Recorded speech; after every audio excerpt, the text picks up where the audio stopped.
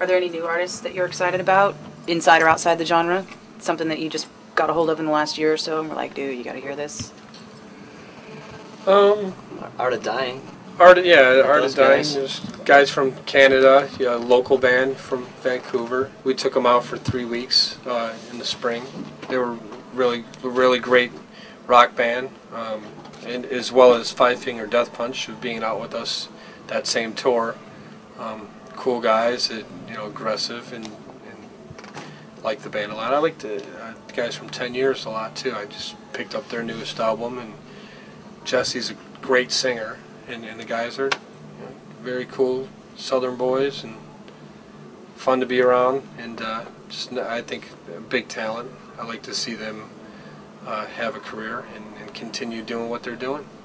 Is it weird now that instead of being a geographically restricted kind of musical influence band, that now you're so worldwide? You're like, yeah, we know these guys in Finland, and we know these guys in the South and Canada, etc. Is it different for you? I mean, do you notice that you guys do kind of the same things, or do you find that you're getting all these outside cultural and musical influences that it kind of changes you as a band?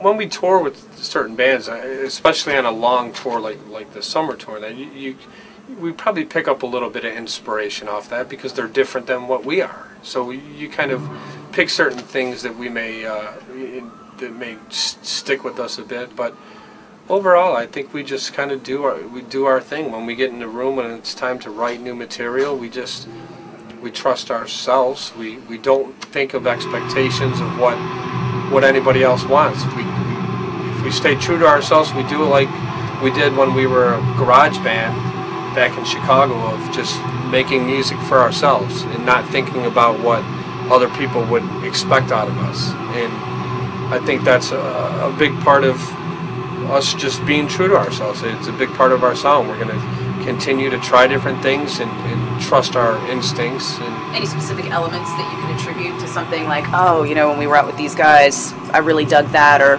oh, I was thinking of this, kind of direct correlation?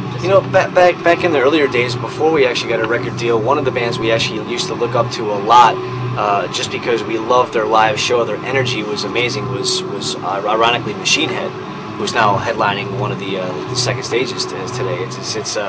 Those guys are amazing, and it's cool to be able to be at a level where we can share the bill with someone like that. It's someone we've always looked up to, and their energy was like they set the bar. It's like, okay, this is what we need to get to, and yeah, I don't think there's anything specifically off of bands that we take from musically as much as we do visually on certain headlining acts of what does it take to be that kind of headliner. When like I said, when we've seen bands like and done shows with Kiss and Metallica and Judas Priest and Rage Against the Machine.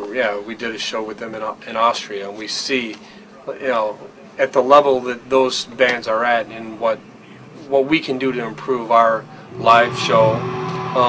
We take a little bit of things from that, whether it's certain visual aspects, whether it's lighting and just dynamics that's going to make it seem larger than life. And we want to give our fans something more than just the music. We want to give them every penny's worth that they pay on that ticket and give them something that's going to be exciting to see visually as well. So if you guys are fans of Metallica and Machine Head, and I'm guessing kind of the Bay Area thrash thing from the 80s in general, how do you feel about all that coming back out with, Exodus and Testament and Death Angel? Testament, forget about it. Oh, one of my personal favorites.